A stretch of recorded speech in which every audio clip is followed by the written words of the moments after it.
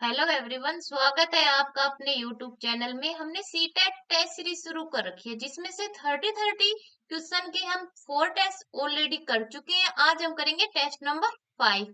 Channel पर पहली बार आए तो चैनल को सब्सक्राइब कीजिए, वीडियो को लाइक कीजिए और ज्यादा से ज्यादा शेयर कीजिए। स्टार्ट करते हैं आज का वीडियो क्वेश्चन नंबर फर्स्ट से। फर्स्ट क्वेश्चन क्या दिया हुआ है? निम्नलिखित में से कौन सा बच्चे के संवेगात्मक विकास के लिए सर्वाधिक उपयुक्त है? कौन सा विकास है इसमें? संवेगात्मक, यानी उसके संवेग का विकास करने के लिए कौन सा तरीका सबसे अच्छा रहेगा?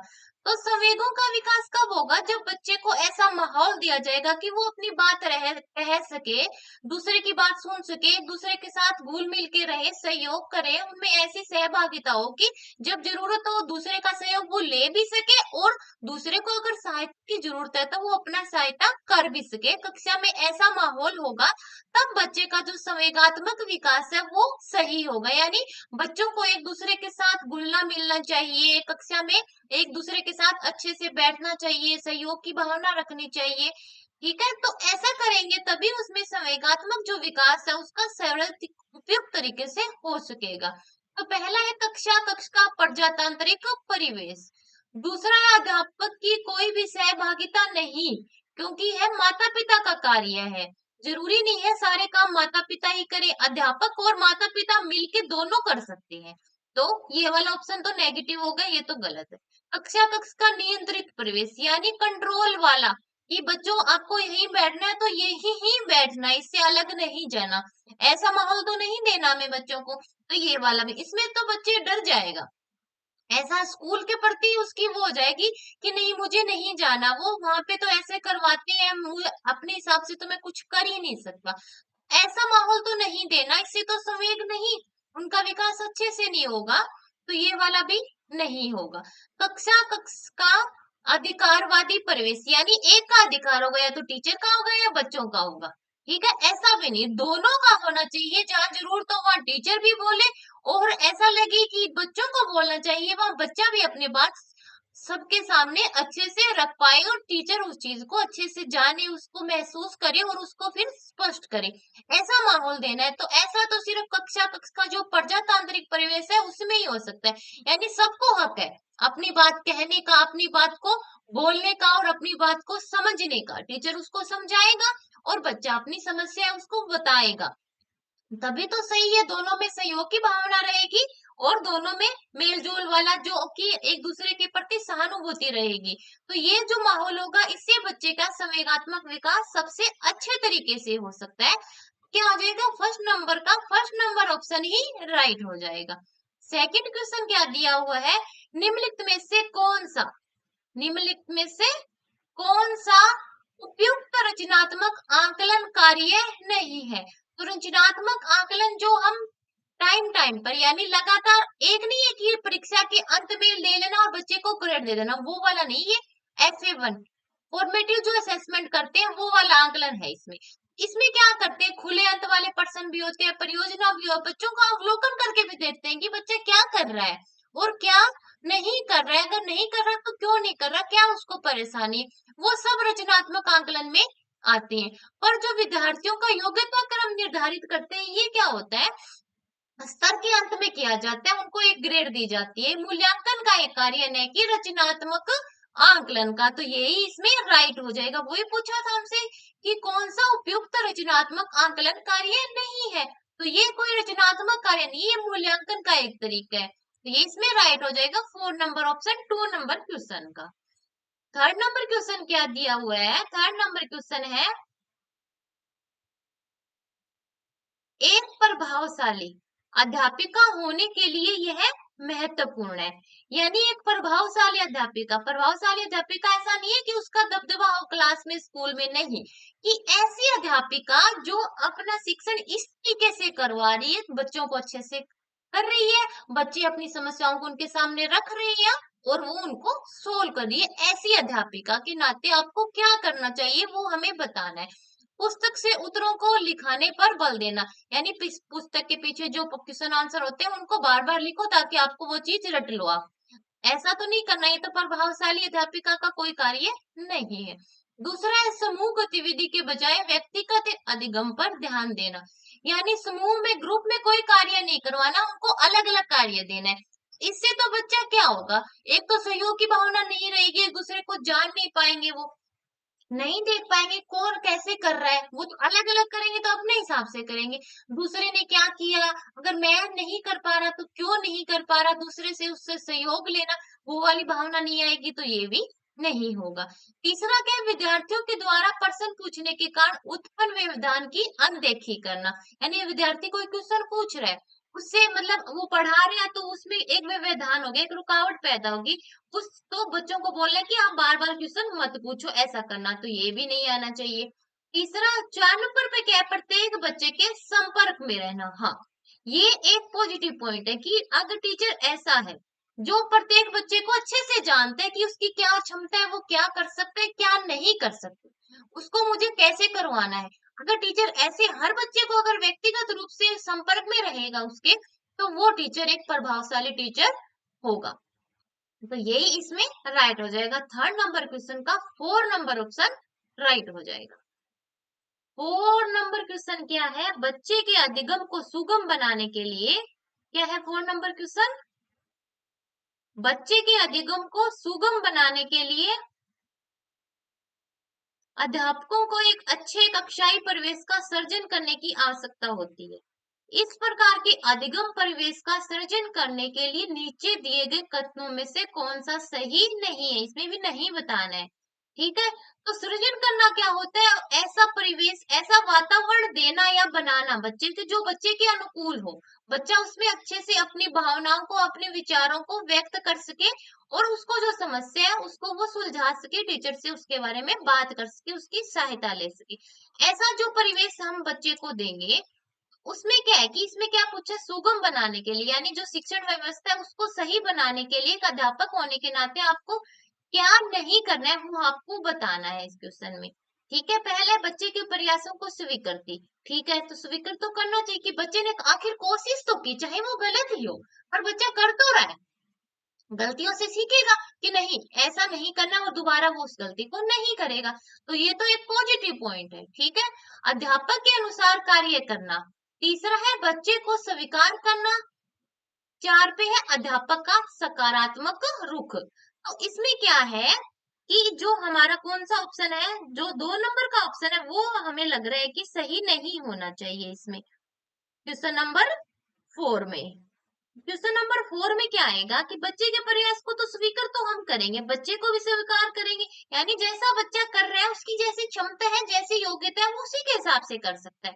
हाँ, उसमें हम धीरे धीरे सुधार कर सकते हैं, तो ये भी आएगा। हमें नहीं बताना है कि कौन सा तरीका नहीं है, तो ये भी एक तरीका है। पहला भी हो गया, तीसरा भी हो गया। 4 के अध्यापक का सकारात्मक रुख। हाँ, अध्यापक अगर सकारात्मक रहेगा, पॉजिटिव रहेगा, नहीं आज बच्चे ने कम किया कल ज्यादा करेगा, ऐसे धीरे धीरे करके वो अच्छा कर पाएगा, ऐसा अगर उसका रवैया है तो ये भी एक पॉजिटिव पॉइंट है। पर जो 2 नंबर के कि अध्यापक के अनुसार ही करना है, कार्य करना, बच्चे को अध्यापक बोलेगा वैसा ही करना है, उसके अलावा और अपनी तरफ से उसमें कुछ नहीं करना है, तो ये एक नेगेटिव पॉइंट है। अगर बच्चा खुद से कुछ करेगा ही नहीं तो कैसे सीखेगा, अगर उसको हम खुद से कुछ करने देंगे वो क्रियाशील रहेगा, उससे कुछ करके लाएगा, चाहे वो गलत ही करके लाए, पर उसने उसने कुछ किया तो, पर वो दोबारा फ्यूचर में उस चीज को नहीं दोहराएगा क्योंकि उसे पता है कि ये गलत है, उसने खुद किया तो वो चीज उसको याद रहेगी। अगर वो अध्यापक के हिसाब से करेगा तो वो रटने वाली बात हो गई, तो रटाना नहीं है, हमें बच्चे को समझाना है, स्पष्ट करना है। तो यही पॉइंट ऐसा है जो नहीं होना चाहिए शिक्षण व्यवस्था को सुगम बनाने के लिए। तो 4 का आ जाएगा हमारा 2 नंबर ऑप्शन राइट हो जाएगा। 5 नंबर क्वेश्चन क्या दिया हुआ है, 5 नंबर क्वेश्चन है हमारा लड़कों एवं लड़कियों के विषय में कुछ कथन कथन नीचे दिए गए हैं, आपके अनुसार इनमें से कौन सा सही है। यानी लड़के और लड़कियां आ गई, यानी लिंग जो भेदभाव की जो रूढ़िवादिता चली आ रही है उसके विषय में है ये क्वेश्चन। आपको ऐसा माहौल करना है कि आपको ना ये ना लगे कि ये काम लड़का कर सकता है ये काम लड़की कर सकती है। आज ऐसा माहौल ऐसा समय आ चुका है कि हर काम हर कोई कर सकता है, चाहे वो लड़की हो चाहे वो लड़का हो। यानी किसी क्षेत्र में ऐसा नहीं है कि ये काम सिर्फ लड़कों के लिए ही है, ये काम सिर्फ लड़कियों के लिए ही है, ऐसा नहीं करना हमें। इस जो ये हमारी जो ये भावना है इसको हमें खत्म करना है, इस रूढ़िवादिता को हमें मिटाना है।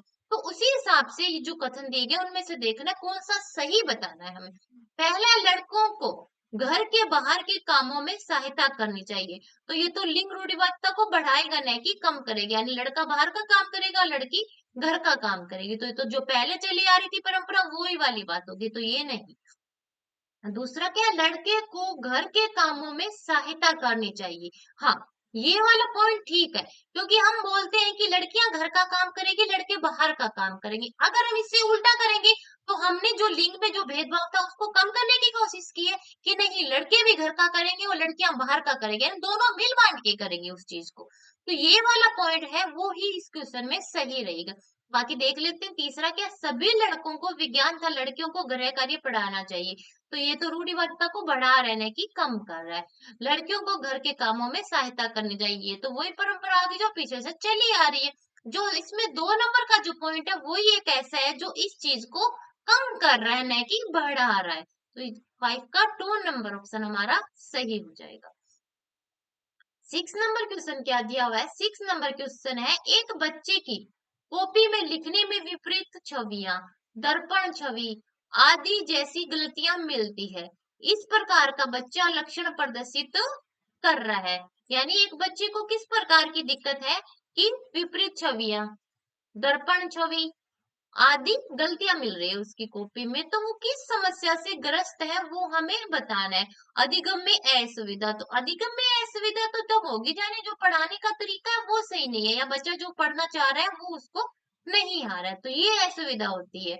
अधिगम में असक्ता, हाँ ये हो सकता है, अधिगम में असक्ता है बच्चे को कोई मानसिक कोई शारीरिक प्रॉब्लम है, तब वो चीज उसको गलतियां उसमें मिल रही है। अधिगम में कठिनाई भी नहीं है, कठिनाई कब होती है, यानी बच्चा जिस क्षमता तक करना चाहता है वहां तक नहीं कर पा रहा है, कोई कठिनाई है उसको, या तो जो शिक्षण विधि वो पढ़ रहा है वो सही नहीं है, या उसका जो पढ़ाने का तरीका है वो सही नहीं है, वो कठिनाई होगा। अधिगम में समस्या, अधिगम में समस्या भी यही होगी, यानी उसकी कोई प्रॉब्लम है, वो या तो टीचर के साथ अच्छे से नहीं तालमेल बिठा पा रहा है, या कक्षा में उसको ऐसा माहौल नहीं मिल रहा है जहां वो अपनी प्रॉब्लम को सोल्व कर सके।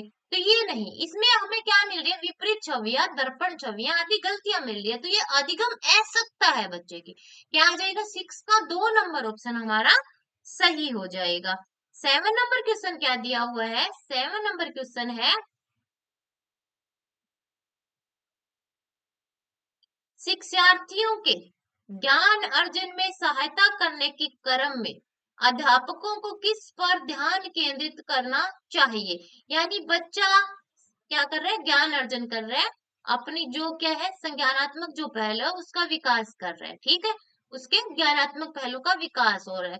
तो एक टीचर होने के नाते आप उसके किस प्रकार से सहयोग कर सकते हो, उसका ध्यान उसी चीज में रहे, इस बात पे आप कौन सा कार्य दें ताकि बच्चा जो उसका जो ज्ञानात्मक ज्ञान करने का जो तरीका है वो सही रहे, उसका ध्यान इधर उधर ना जाए, उसी पे ध्यान वो केंद्रित कर पाए। इसके लिए एक अध्यापक होने के नाते आप क्या करेंगे। पहला दिया हुआ है, सुनिश्चित करने की शिक्षार्थी सब कुछ याद करते हैं। यह सुनिश्चित करना कि शिक्षार्थी सब कुछ कर सके, याद कर सकते हैं, रटने वाली बात होगी, रटाना नहीं है हमें बच्चों को। दूसरा क्या है, शिक्षार्थी के द्वारा प्राप्त किए गए अंकों और ग्रेडों पर सिर्फ ध्यान देना कि ये बच्चे ने इतने अंक प्राप्त किए थे और इस बच्चे को ये ग्रेड मिली है, ये बच्चा अच्छा है, ये बच्चा कमजोर है, तो इस पे ज्यादा ध्यान दो, उस पे कम ध्यान दो। ऐसा नहीं करना, इससे तो क्या हो जाएगा, बच्चे की मन में भावना ही गलत हो जाएगी कि नहीं, बस मैडम या सर जो भी है टीचर है वो तो सिर्फ इसी पे ध्यान दे रहे हैं, मुझ पे ध्यान नहीं दे रहे। इससे तो बच्चा जो जिस स्तर पे है उससे भी कम आ जाएगा, ज्यादा आने की तो बहुत कम चांस है, पर कम जरूर हो जाएगा, उसका जो ज्ञानात्मक अर्जन है, ज्ञान का जो है वो विकास और कम हो जाएगा। तीसरा क्या, शिक्षार्थियों को सक्रिय भागीदारी के लिए शामिल करना। ये पॉजिटिव पॉइंट है कि जितना ज्यादा हो सके बच्चे को उस चीज में शामिल करो, चाहे वो कैसा ही बच्चा हो, चाहे वो कमजोर बच्चा हो, चाहे वो अच्छा बच्चा हो या प्रतिभाशाली बच्चा, हर बच्चे को क्लास में हर प्रकार की गतिविधि में शामिल करने की कोशिश करें। इससे बच्चे के मन में क्या होगा, एक ऐसा क्या उसका जो संवेग है वो ऐसे हो जाएंगे कि नहीं मैं कर सकता हूँ, उसके मन में ऐसे ही आएगा कि मैं हर काम कर सकता हूँ, चाहे वो कैसा भी करे, गलत करे सही करे, पर वो कोशिश जरूर करेगा उसको। तो यही एक पॉइंट ऐसा है जो पॉजिटिव है, इससे बच्चे का जो ज्ञान अर्जन में उसमें सहायता होगी। तो क्या आ जाएगा, 7 का 3 नंबर ऑप्शन हमारा सही हो जाएगा। 8 नंबर क्वेश्चन क्या दिया हुआ है, 8 नंबर क्वेश्चन है, अध्यापक के दृष्टिकोण से प्रतिभाशीलता किसका संयोजन है। यानी एक अध्यापक को ध्यान में रख के प्रतिभाशीलता क्या है वो आपको बतानी है। अध्यापक होने के नाते आप क्या सोचेंगे, प्रतिभाशाली वो है जो अच्छे अंक लाता है, शिक्षा में उसकी जो क्षमता है वो सबसे ज्यादा है, और वो याद भी उस चीज को अच्छे से करता है। यानी सबसे बेहतर वो ये जो अच्छे से याद कर सकता है, अच्छे अंक लाता है, उसकी क्षमता है वो सबसे उच्च है। तो वही क्या है, प्रतिभाशाली एक अध्यापक के अकॉर्डिंग क्या आ जाएगी, उच्च क्षमता, उच्च सृजनात्मकता और उच्च स्मरण शक्ति ही प्रतिभाशीलता का संयोजन है एक अध्यापक होने के नाते। तो क्या आ जाएगा, 8 का हमारा 4 नंबर ऑप्शन राइट हो जाएगा।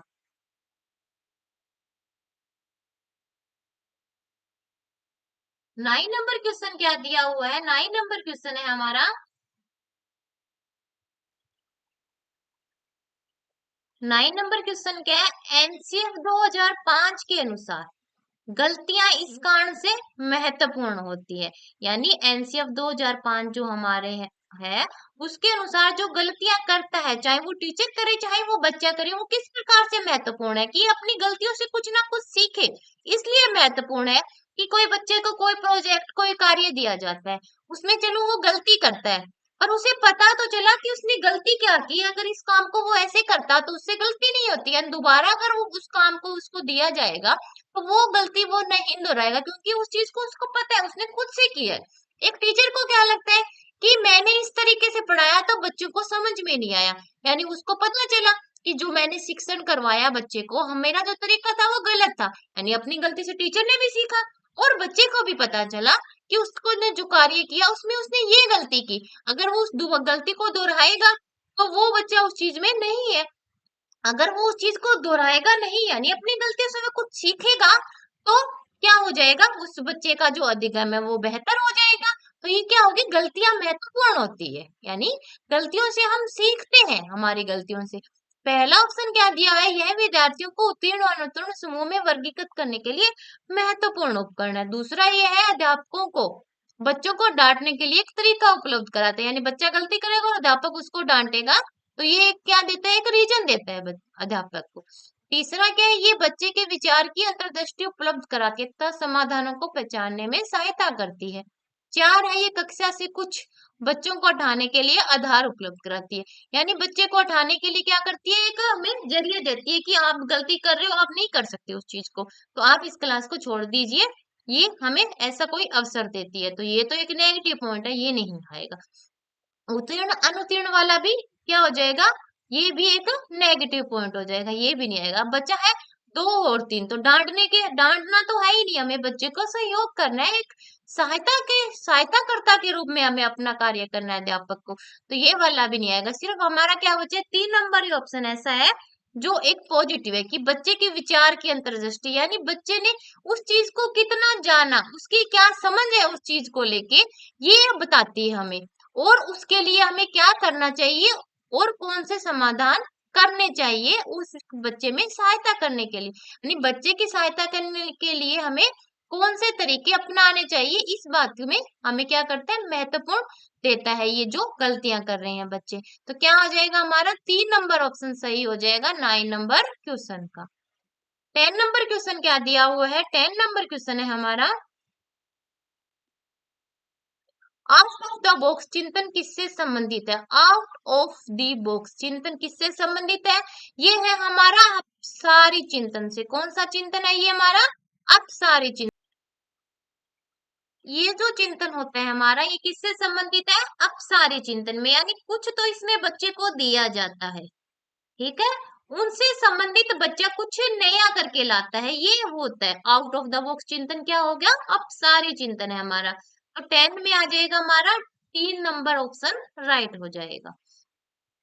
11 नंबर क्वेश्चन क्या दिया हुआ है? 11 नंबर क्वेश्चन है, शिक्षण में अध्यापकों के द्वारा विद्यार्थियों का आकलन इस दृष्टि अंतर्दृष्टि को विकसित करने के लिए किया जा सकता है।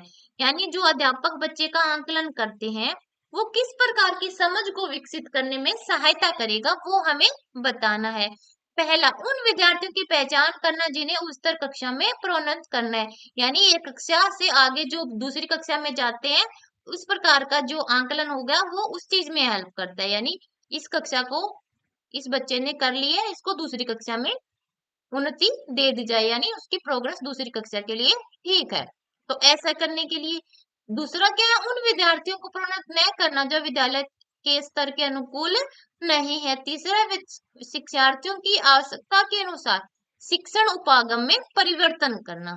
चार है, कक्षा में प्रतिभाशाली तथा कमजोर विद्यार्थियों के समूह बनाना। तो समूह तो हमें बनाना ही नहीं है, हमें तो सबको साथ में लेके क्या करवाना है, शिक्षण करवाना है। तो इसमें तो क्या हो जाएगा, बच्चे के अंदर नेगेटिव भावना आ जाएगी कि तो ये तो अच्छा बच्चा है, मैं कमजोर हूं, मैं नहीं कर सकता, ये कर सकता है, ऐसी भावना नहीं लानी है। तो ये तो नहीं आएगा।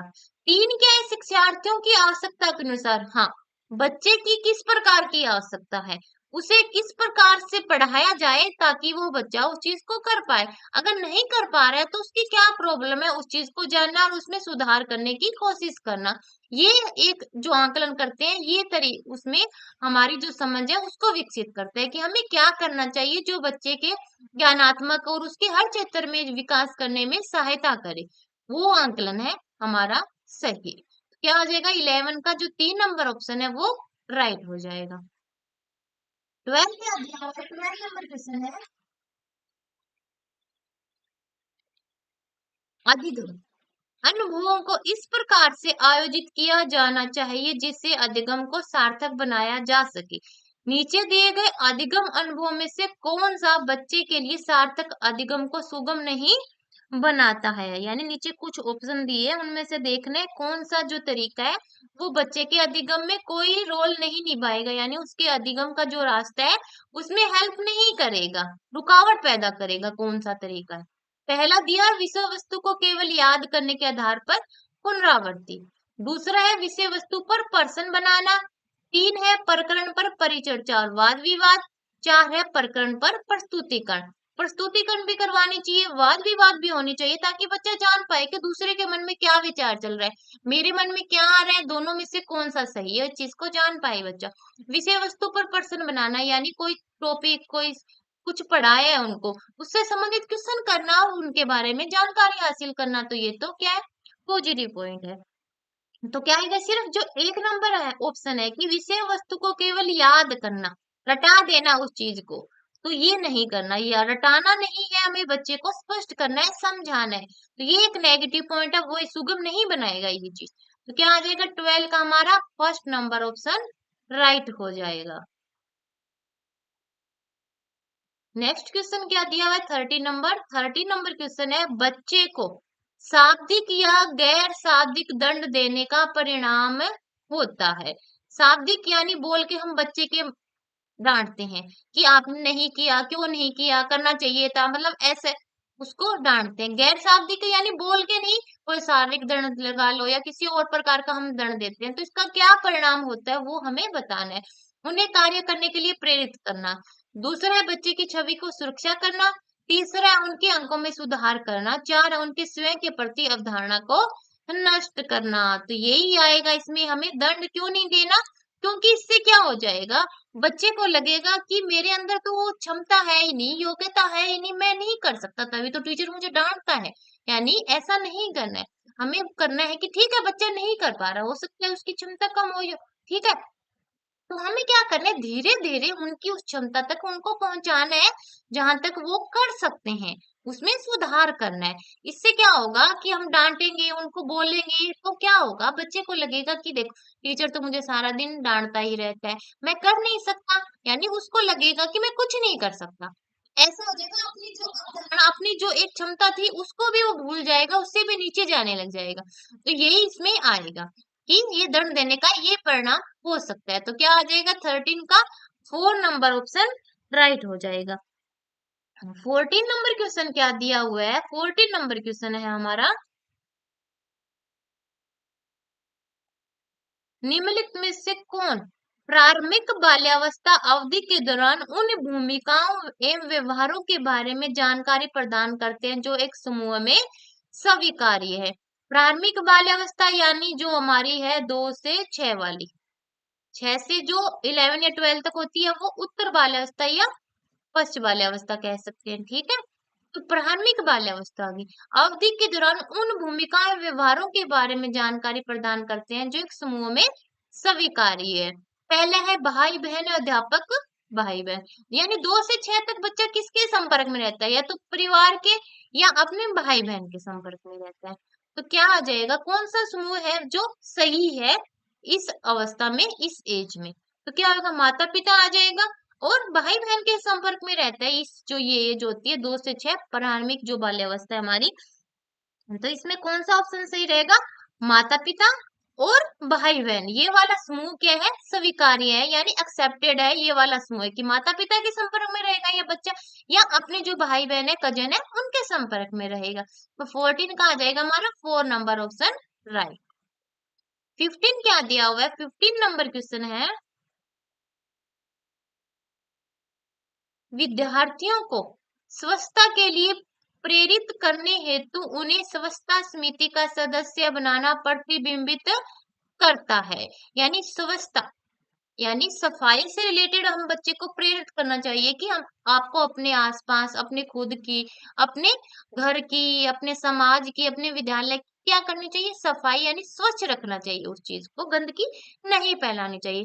तो इस उद्देश्य से हम क्या करते हैं, विद्यार्थी को उस समिति का सदस्य बना देते हैं कि आप इस समिति के सदस्य हैं। क्या करेगा बच्चा, इससे क्या होगा, बच्चा जो सामाजिक जो संकल्पनाएं उनको जानेगा कि हमें समाज में कैसे रहना चाहिए, समाज को हम कैसे सही से रख सकते हैं, उसके नियम क्या है, उसके मापदंड क्या है, क्या रूल है, क्या रेगुलेशन, उस चीज को जानेगा। तो बच्चा खुद से उसमें क्रियाशील रहेगा। तो यही बात हमें इससे पता चल रही है। 15 में क्या आएगा हमारा, 15 में आएगा कि प्रेरणा की सामाजिक सांस्कृतिक संकल्पना आखिर है क्या, उस चीज को जानेगा बच्चा। इस चीज को क्या कर रहे हैं, हम प्रेरित कर रहे हैं ऐसा करके। 15 का आ जाएगा फर्स्ट नंबर ऑप्शन राइट। 16 क्या दिया हुआ है, निम्नलिखित में से कौन सा आयु समूह है? निम्नलिखित में से कौन सा आयु समूह है परवर्ती बाल्यावस्था श्रेणी के अंतर्गत आता है? परवर्ती बाल्यावस्था, परवर्ती बाल्यावस्था कौन सी होगी हमारी, जो उत्तर बाल्यावस्था वाली अवस्था है वो होगी हमारी परवर्ती बाल्यावस्था। तो कौन सा समूह आएगा इसमें, जो कौन सा आयु आएगा, जो 2 से 6 हमने क्या की थी, पूर्व बाल्यावस्था या प्रारंभिक बाल्यावस्था। 0 से 2 होती है हमारी शैशवावस्था, 6 से 12 तक होती है उत्तर बाल्यावस्था या परवर्ती बाल्यावस्था। फिर आती है हमारी किशोर अवस्था, 12 से लेके 18 तक, ये होती है हमारी किशोर अवस्था। तो इसमें हमसे पूछे परवर्ती बाल्यावस्था श्रेणी के अंतर्गत आएगी, यानी कौन सा आयु वर्ग आएगा, 11 से 18 वाला, ये तो किशोर अवस्था में है। 18 से जो 24 ईयर वयस्क अवस्था में बोल सकते हैं, जन्म से 6 वर्ष तक, ये पूर्व बाल्यावस्था में आएगा। 9 से 12 वाला आ जाएगा, क्या आ जाएगा इसमें, 16 में आ जाएगा। 9 से जो 12 वाला है वो परवर्ती वाला अवस्था है। यानी इसमें क्या होगा बच्चा, इसमें बच्चा में जो शारीरिक विकास है वो तो कुछ उसका विकास कम हो जाएगा, रुकेगा नहीं, बाकी जो उसकी गति चल रही थी उससे उसकी गति थोड़ी कम हो जाएगी। और बच्चा स्कूल जानेगा, जिज्ञासा की भावना बढ़ेगी, तार्किक चिंतन करने लग जाएगा, ये सब गुण उसमें विकसित होने लग जाएंगे। समस्याओं को जानने लग जाएगा, उनसे संबंधित क्वेश्चन करेगा, मूड चिंतन करने लग जाएगा बच्चा, ठीक है। तो इस वाली अवस्था में 9 से 12 कौन सी होगी हमारी, परवर्ती बाल्यावस्था हो जाएगी। 4 नंबर ऑप्शन राइट हो जाएगा 16 का। 17 नंबर क्वेश्चन क्या दिया हुआ है, 17 नंबर क्वेश्चन है हमारा, आर्जो तर्क देता है कि भाषा विकास व्यक्ति की नैसर्गिक प्रवृत्ति से प्रभावित होता है, जबकि सोनाली महसूस करती है कि यह परिवेश से प्रभावित होता है। आर्जो और सोनाली के बीच यह चर्चा किस विषय में है?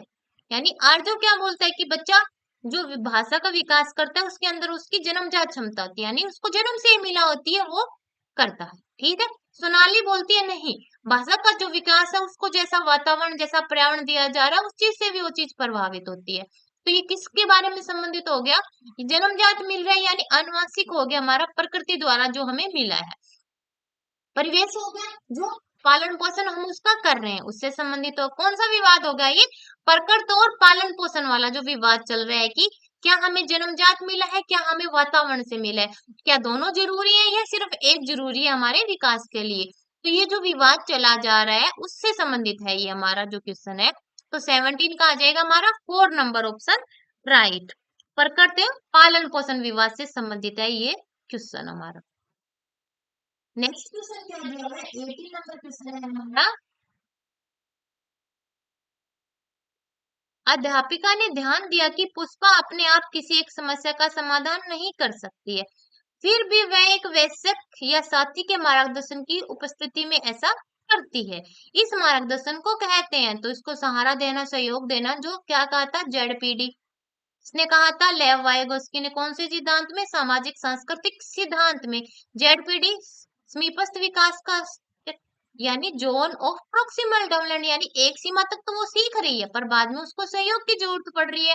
इसको क्या कहा था? एमकेओ मोर नॉलेजेबल अदर कहा था वायगोस्की ने। और अपने इस सिद्धांत में इन्होंने निजी जो वार्ता करता है बच्चा अपने आप से, वो उसके विकास में सहयोग करती है, ये सब इन्होंने अपने सिद्धांत में कहा है। और कौन सा सिद्धांत है? सामाजिक सांस्कृतिक का सिद्धांत किसके द्वारा दिया गया? लेव वायगोस्की। और जो सहयोग है तो उसको क्या बोलते हैं? पाड़, ढांचा, स्केफोल्डिंग, सहारा देना, सहयोग देना, ये सब उसको हम बोलते हैं। तो सहयोग की जरूरत पड़ी है तो क्या हो गया? एक सहारा दिया जा रहा है और उस सहारे के जरिए बच्चे उस समस्या को सुलझा लेता है। 18 का कौन सा आ जाएगा हमारा? 4 नंबर ऑप्शन राइट हो जाएगा, सहारा देना। उस सहारे को क्या कहते हैं? तो सहारा देना कहते हैं। उस क्षेत्र को अगर पूछा जाता तो कौन सा हो जाता?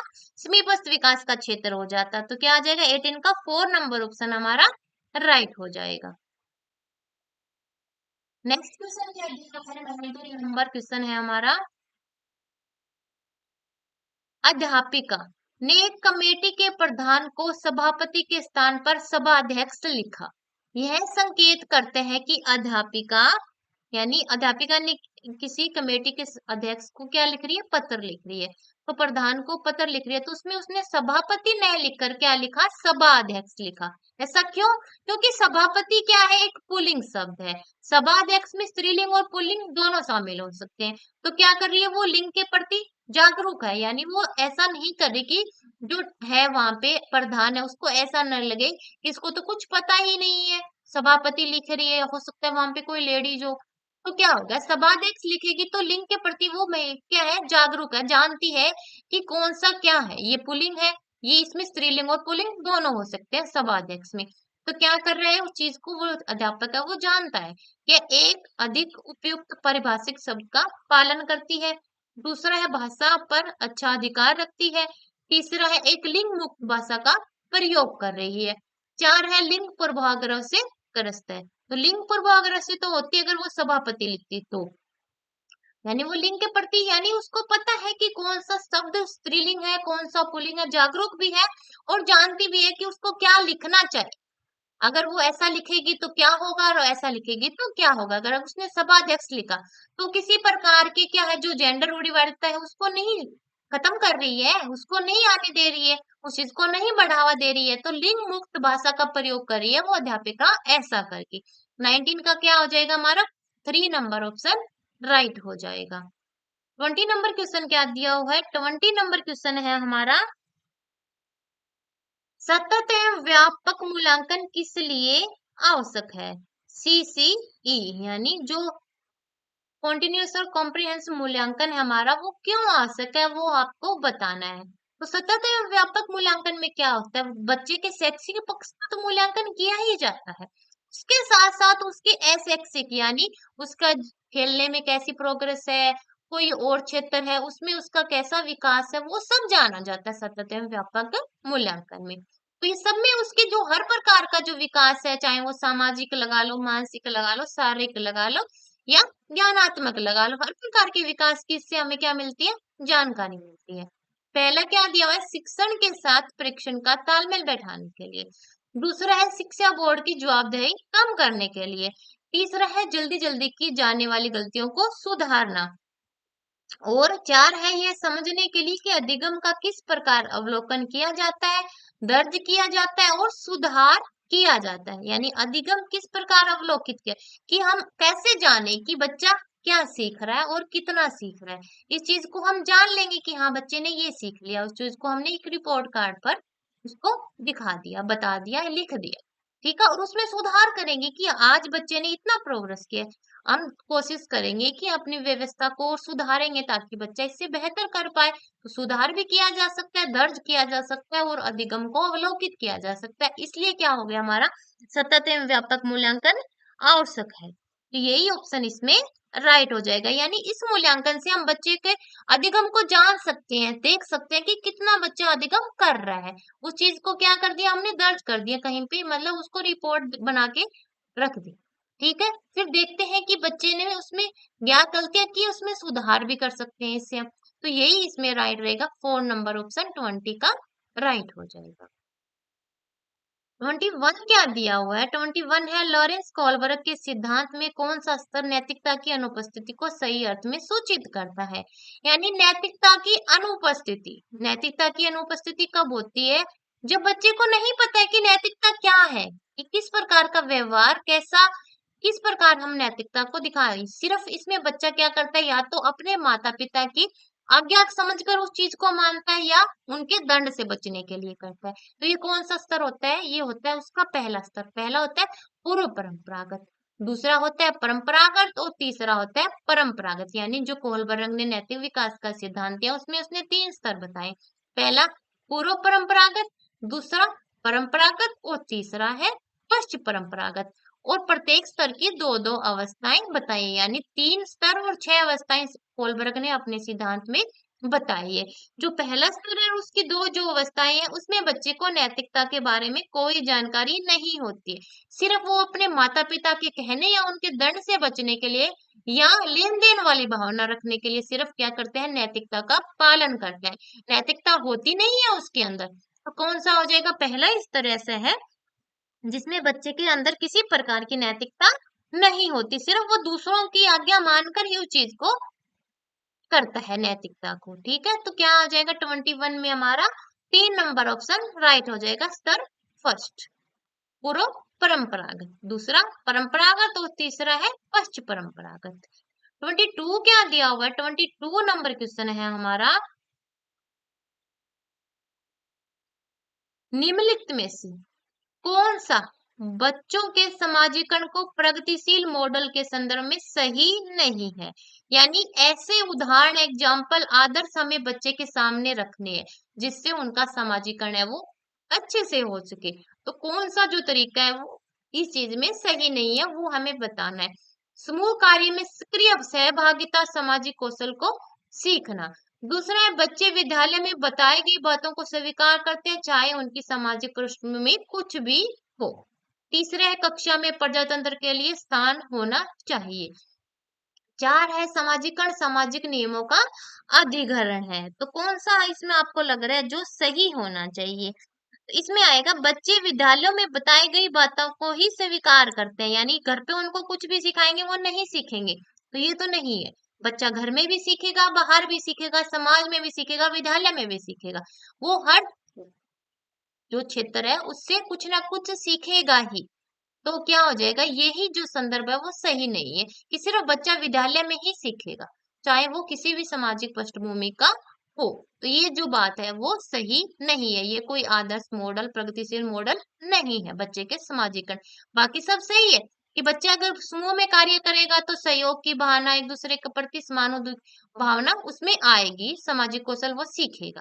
सामाजिकरण सामाजिक नियमों का क्या है, अधिग्रहण है। समाजीकरण किसे कहते हैं, जो हमारे समाज है उसके जो नियम है, जो मापदंड है, जो रूल है, जो रेगुलेशन है, उन सबको जानना वही क्या है, हमारा समाजीकरण है। तो ये बात तो ठीक है। कक्षा में प्रजातंत्र के लिए स्थान होना चाहिए, यानी हर बच्चे को अपनी बात कहने का हक होना चाहिए। तो ये भी एक सामाजिक का तरीका हो गया। तो ये भी पॉजिटिव पॉइंट है। जो 2 नंबर है कि सिर्फ बच्चा विद्यालय में ही सीखेगा, तो ये वाला जो ऑप्शन है वो गलत हो जाएगा। 22 का 2 नंबर ऑप्शन हमारा सही हो जाएगा। 23 नंबर क्वेश्चन क्या दिया हुआ है? 23 नंबर क्वेश्चन है हमारा, अधिगम में आकलन किस लिए आवश्यक होता है? अधिगम में जो आकलन होता है वो किस लिए आवश्यक होता है? अधिगम का आकलन क्यों करते हैं हम? ताकि हम जान पाए कि जो हमने पढ़ाया वो बच्चे को कितना समझ में आया, वो बच्चा उस चीज को कितना ग्रहण कर पाए। इसीलिए आकलन है। अगर नहीं कर पाया तो उसकी क्या प्रॉब्लम है? क्या कोई शारीरिक प्रॉब्लम है, क्या मानसिक है, या कोई और रीजन है, या उसके बैठने की जो जगह है वो सही नहीं है, वो जहां से देख रहा है उसको दिख नहीं रहा है, किस प्रकार की क्या समस्या है उस चीज को जानना, इसीलिए तो हम आकलन करते हैं। तो यही क्या है? अधिगम। इसीलिए जो आकलन है इसीलिए आवश्यक है हमारा, सिर्फ ग्रेड देने के लिए आवश्यक नहीं है। तो ये नहीं है कि जांच परीक्षण, प्रेरणा के लिए, और क्या है, पृथक्करण और श्रेणीकरण के उद्देश्य को प्रोत्साहित करने के लिए। तो कौन सा लग रहा है आपको जो सही होना चाहिए 23 में? कि हम बच्चे को प्रेरणा दे सके, कि प्रेरित कर सके कि नहीं, आप कर सकते हैं उस चीज को, आपके अंदर वो क्षमता है। इस चीज के लिए क्या है, आकलन क्या है हमारा, जरूरी है। तो 23 में आ जाएगा 3 नंबर ऑप्शन हमारा सही हो जाएगा। 24 क्या दिया हुआ है? 24 नंबर क्वेश्चन है,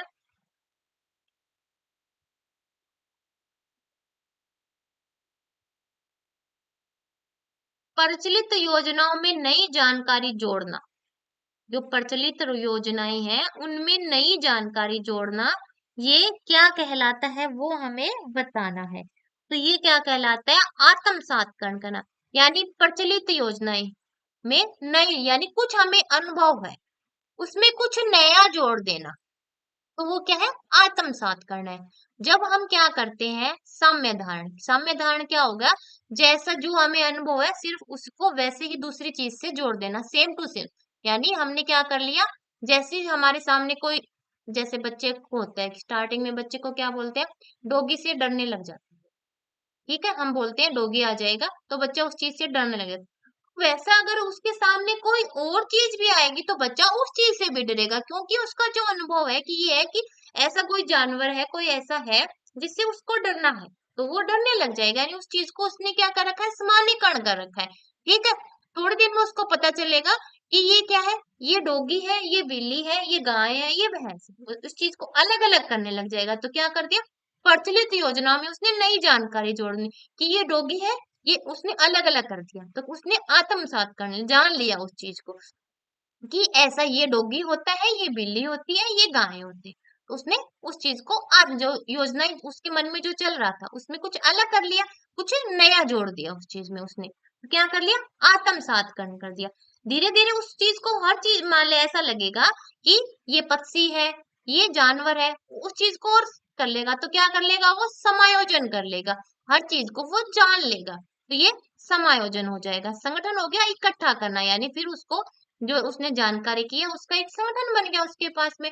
और इन सब शब्दों का प्रयोग किसने किया है, प्याजे ने किया है। और प्याजे ने कौन सा सिद्धांत दिया, संज्ञानात्मक विकास का सिद्धांत दिया। और अपने सिद्धांत में 4 अवस्थाएं बताई है।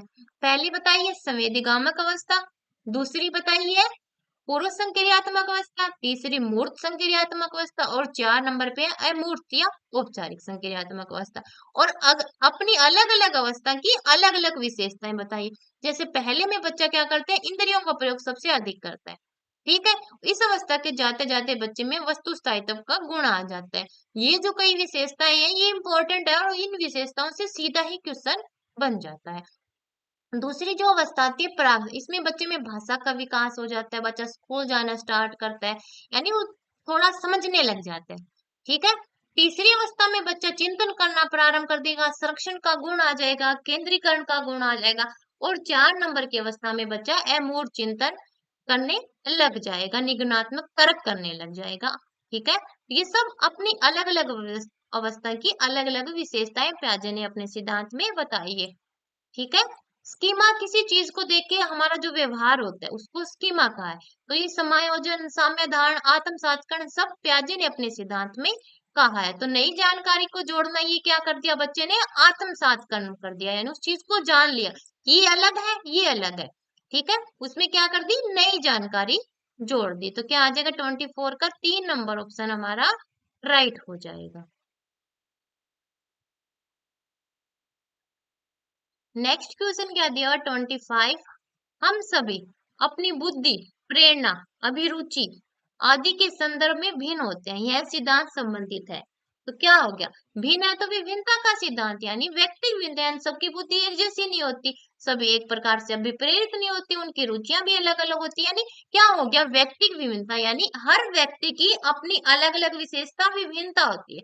कोई भी दो लोग एक जैसे नहीं होते, चाहे वो बुद्धि में लगा लो, चाहे प्रेरणा में या अभिरुचि में। कौन सा सिद्धांत आ गया, ये हमारा विकास का, ये आ गया विकास का हमारा व्यक्तिक विभिन्नता का सिद्धांत। फर्स्ट नंबर ऑप्शन हमारा राइट हो जाएगा। विकास के और सिद्धांत पे होते हैं कि विकास क्या होता है, सिर से पैर की तरफ होता है, केंद्र से बाहर की तरफ होता है। और विकास का समान प्रतिरूपण क्या होता है कि सभी का विकास एक जैसे हो रहा है, जैसे पहले सभी का सिर का विकास होगा फिर पैर की तरफ आएगा, ऐसा ही सबका होगा।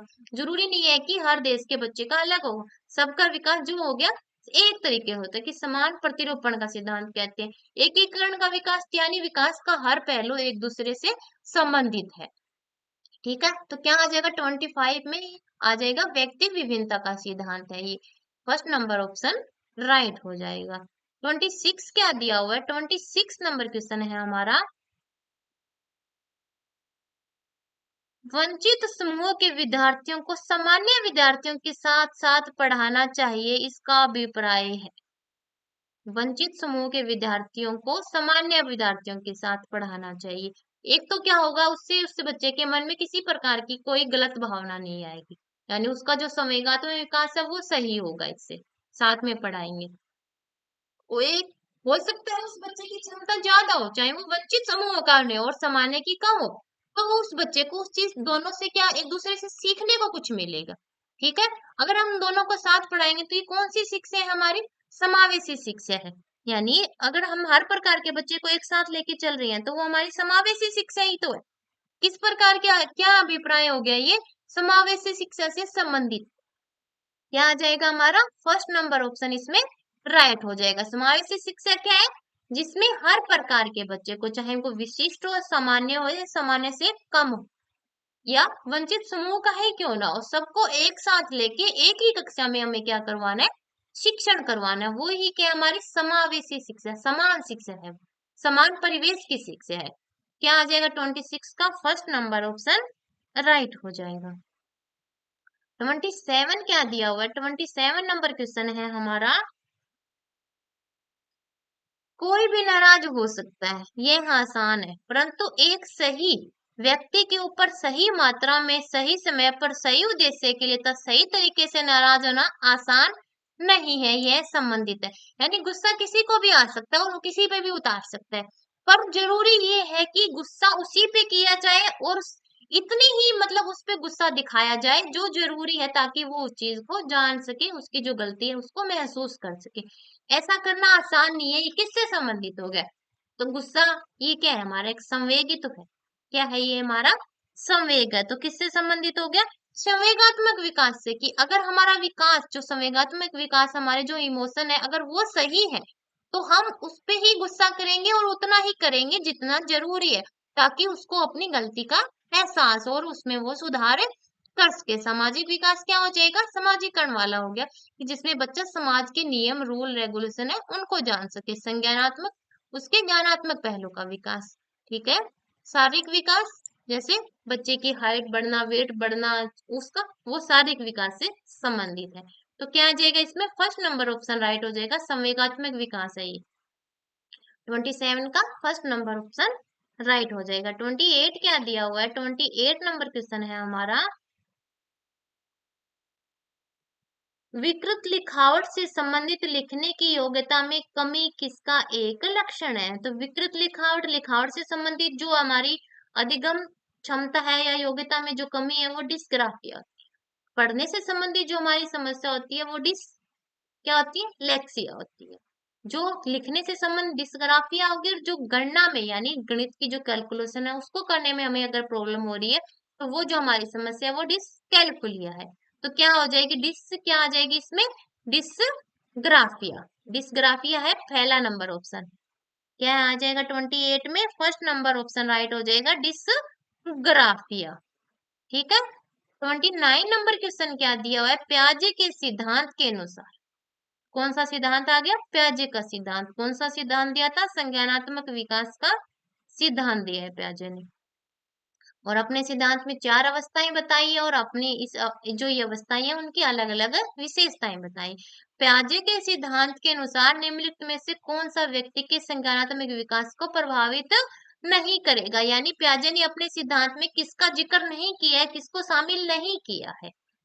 पहला है भाषा, दूसरा है सामाजिक अनुभव, तीसरा है परिपक्व, 4 है क्रियाकलाप। तो क्या करता है प्याजे अपने सिद्धांत में, किसको शामिल नहीं करता है, सामाजिक अनुभव को, यानी समाज के बारे में प्याजी अपने सिद्धांत में कहीं भी जिक्र नहीं करता है कि बच्चे को कैसे समाज में रहना चाहिए, कैसे समाज से उसके जो नियम है उसको सीखना चाहिए, यानी दूसरे से उसका कोई हिसाब किताब प्याजे ने अपने सिद्धांत में नहीं कहा। सिर्फ उसने बच्चे से संबंधित ही कहा है कि बच्चे की जैसे जैसे एज बढ़ेगी वो अधिगम करता जाएगा, यानी खुद के, चाहे वो भाषा का हो, चाहे वो क्या हो, उसके और पहलू का, ज्ञानात्मक हो, शारीरिक हो, मानसिक हो, किसी भी प्रकार का वो अपने आप कर लेगा। ये कहा है प्याजे ने। समाज की इसमें प्याजे ने कोई जरूरत या कोई उससे जो अनुभव मिलता है उसका रोल प्याजे ने अपने सिद्धांत में नहीं बताया। भाषा, ठीक है, भाषा का विकास के बारे में बताया कि पहली अवस्था में बच्चे में भाषा का विकास हो जाता है, पर सामाजिक अनुभव का उन्होंने कहीं नहीं कहा कि बच्चे का सामाजिकरण कब होता है, कब उसको समाज की जरूरत पड़ती है, कब वो समाज के संपर्क में आएगा, तब उसका अधिगम होगा, ऐसा कहीं नहीं बताया प्याजे ने। परिपक्व की बच्चा जैसे जैसे बढ़ता है ये वाली बताइए, आयु का तो उन्होंने रोल बताया है। क्रियाकलाप की बच्चा कैसे कैसे क्रियाकलाप करता है, यानी क्या क्या विशेषताएं बताई है, ये सब है इसमें। पर सामाजिक अनुभव का उन्होंने अपने सिद्धांत में कहीं पे भी जिक्र नहीं किया है। सामाजिक अनुभव क्या है, वायगोत्स्की ने जो सिद्धांत दिया था सामाजिक सांस्कृतिक विकास का।